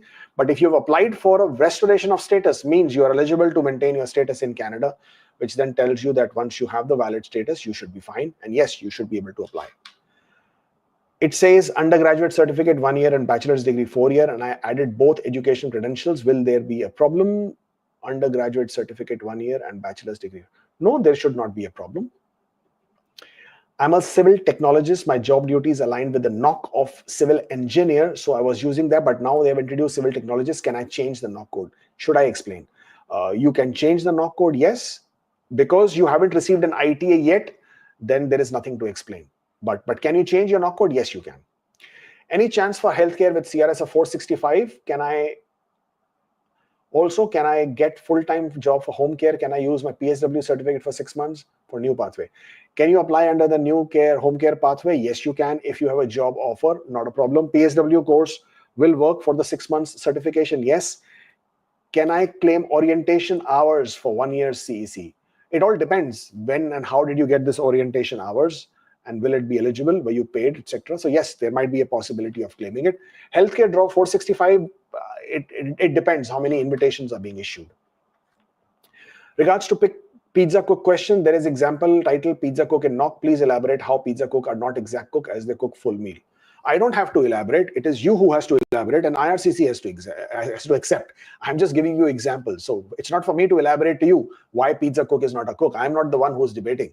If you're claiming that NOC code, if you have a job description, if you are able to prove that this is a genuine work experience, this is matching the job description, then by all means, please take it ahead and go for it. I have experience as a cook and a butcher. Does that mean I'm eligible for both category-based draws? If yes, what should be a primary NOC code? If you are in Canada, then your primary NOC code could be either of the two. If you're outside Canada, then your primary NOC code should be the NOC code in which you have the most amount of work experience. OINP March first draw, still waiting for decision. What should I do? Well, OINP March. Well, you can't do anything. You'll have to just wait for them to make a decision. You can write them an email. You can request for an update, but that's basically all you can do. Study permit extension refused, applied for restoration as visa expired, planned Jan intake, now May, study gap during duration to 150 days. Will it affect my 3-year postgraduate work permit? How to convince IRCC? Well, apply for restoration, apply for new study permit, and then explain. I mean, obviously you will say why your study permit has been refused, and then you provide your explanation for it. And when you're applying for postgraduate work permit, explain the reasons for refusal and how and what you did to reapply by addressing those concerns, and hopefully you should still be fine. 2 years experience as insurance advisor. I have license to sell insurance. I gave license exams. Do I get points of giving license exam? For insurance advisors, you don't get points for license exam. My office was in a different city, but was working from hometown. Experience letter mentions home city as location.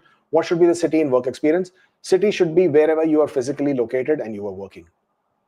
I got an internship and moved to applied work permit status. Will that 4 months can be added as work experience? Another 1.6 experience makes it 2. It all depends. If this is inside Canada where you are on work status, if it is outside Canada, it doesn't matter. If it is paid, valid NOC code, you can claim it. Inside Canada, if you are on a work status, then you can claim it. Is open work permit valid if closed work permit expires withdrawn? Yes, it is valid. When can we expect CEC draw and your prediction? I don't know. I hope it is next week. I don't know what the scores are going to be. It depends on how many ITAs. CBSA is for immigration fraud, for which I will have to give some evidence. However, I have a lot of evidence for the fraud you attempted. How to report that from India? You can send an email to IRCC and CBSA onto the fraud email addresses, and with all the proof. Do I need to add any additional documentation? As a SINP student nominee, I added all checklist application documents on non-EEPR portal, like work experience.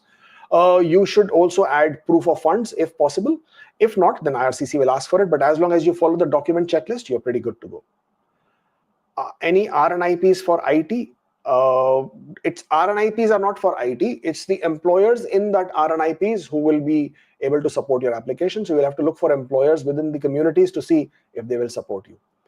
I'm separated with proof and awaiting my divorce decree from India. Do I need the decree for document submission after receiving the ITA? If not received by then, what should I do? Well, you can still show that you are separated. You can still show that you are undergoing divorce. You will let them know the divorce decree is being processed and that you will provide it once you receive it. And with that explanation, you can submit your application. Once you receive it, then submit it using a web form. I work at LIC for 2 years, and when I asked for the employment reference letter, they said I can submit my appointment letter. True? No, it's not true. At the end of the day, you still need to provide proof of work experience, knock code, proof of salary. As long as you can provide all of this, then it is fine. Otherwise, it's going to be a problem. Your job roles and responsibilities are the most critical. That should be included. What ITA, CEC, ex-husband has 100% custody. I will not sponsor her. IRCC asked her medicals and 2 legal notices sent, explained in web form. Ex-husband will not help. Please advise. Well, you've already explained. There is nothing much I can help you with. IRCC will insist upon it. If you don't provide it, then this becomes a problem because the medicals have to be completed. In this case, you can add an affidavit saying that I will never sponsor my child, explain the whole situation to IRCC, and then hope that they accept it. 72014 was a knock code removed from trade category. Will it be added in skill trade? I don't know, to be very honest. Hopefully it might get added, but that is something only Ontario can tell you. Education consultant knock code has been removed. Any chance they put it back? Please have a streamlined for cook for my CRS. Please have I don't understand your second part of the question. First one, I don't know if the knock codes will be entered again. It might happen in future. At this point of time, that knock code has been removed. I have 1 year experience as first cook and I got promoted. With my prior experience of cook, am I eligible? If your work experience is within the last 3 years of at least 6 months as a cook, then you would still be part of the eligibility under the trade category. Nothing here. That's basically all I have. I really did very fast on the last questions because people just won't stop doing it, right? Thank you so much for joining in. I will do this again next week. Please join me then. Until then, stay forever hopeful and good things are there to come.